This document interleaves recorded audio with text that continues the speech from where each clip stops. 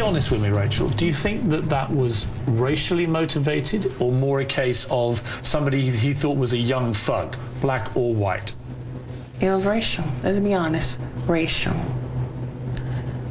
If Trayvon was white and he had a hoodie on, would that happen?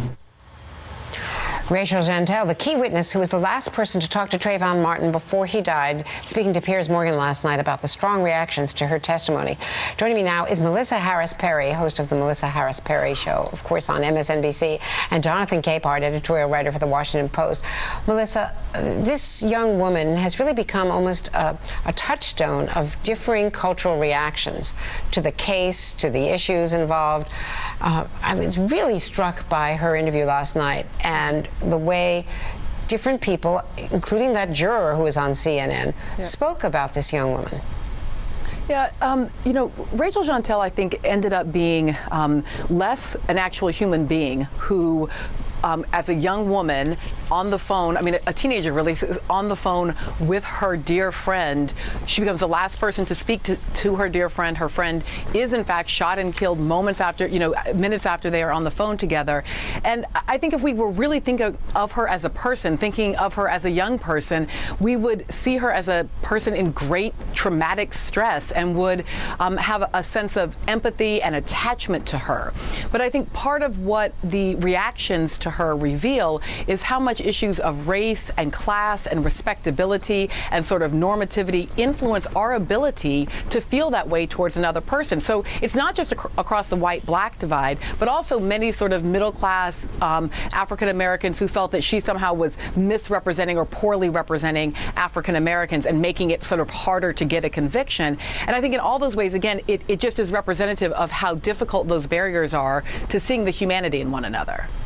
And in fact, Jonathan, it felt to me, in listening to the juror, that the case might have been lost for the prosecution with jury selection because of that cultural divide, because of the inability to relate to Trayvon Martin as a teenager.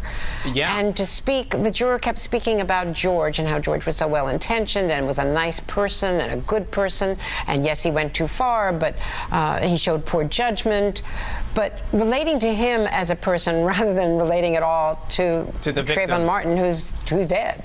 Right, right. You know, listening to that interview, it felt as if she was speaking directly from the defense team's talking points. Everything was about George and how George felt and what George, excuse me, what George said, even though he didn't take the witness stand.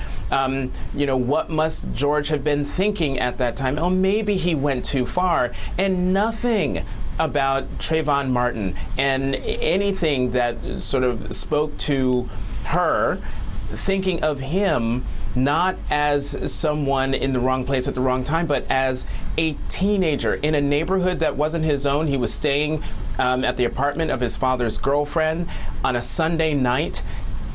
Early evening, she said late at night. It was 7 o'clock, 7:15 in the evening. It was raining. He was doing nothing wrong, nothing illegal, and the only thing he was trying to do was get home. And at no point did she empathize with the fact that he was a teenager. And I think that's part of the problem. You know, both Gene Robinson and I have written about this, about how black men aren't allowed to be young people, aren't allowed to be adolescents, aren't allowed to make all the growing and learning mistakes that teenagers make. We're not allowed to be that. And Melissa, you've spoken as a mother, and you've talked about your girls, and you've talked about what young black men, how they're constricted they are, and how parents grieve and worry and have to train them really to act in a certain way around authority figures.